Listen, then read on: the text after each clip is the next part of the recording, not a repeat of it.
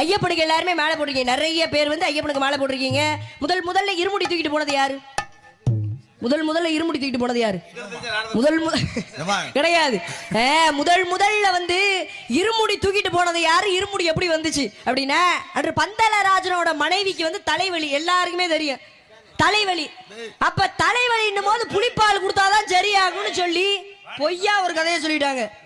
எதுக்கு? மணிகண்டனை கொல்றதுக்காக.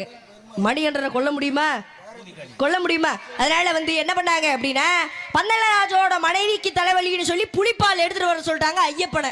அவரு என்ன பண்றாரு, சரி அம்மாவுக்கு முடியலையே, அதனால வந்து எடுப்பு தாயவங்க எடுத்து வளர்க்குறாங்க.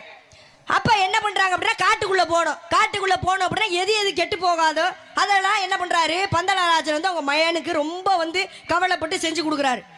இந்த நெய்யினாலேயே செஞ்ச பலகாரத்தை ஒரு முடியா கட்டிட்டாரு. அவர் பெரிய சிவன் பக்தர். யாரு அப்படின்னா, பந்தலராஜன் ஆகப்பட்ட ஒரு பெரிய சிவன் பக்தர். அதனால வந்து சிவனோட அவதாரமா இருக்கக்கூடியது என்ன அப்படின்னா தேங்காய். இந்த முக்கன் தேங்காவை இன்னொரு முடியில கட்டிட்டாரு. அந்த முடியவும் இந்த முடியும் சேர்த்து கட்டின இருமுடி, 2 இருமுடியையும் கட்டிட்டாரு.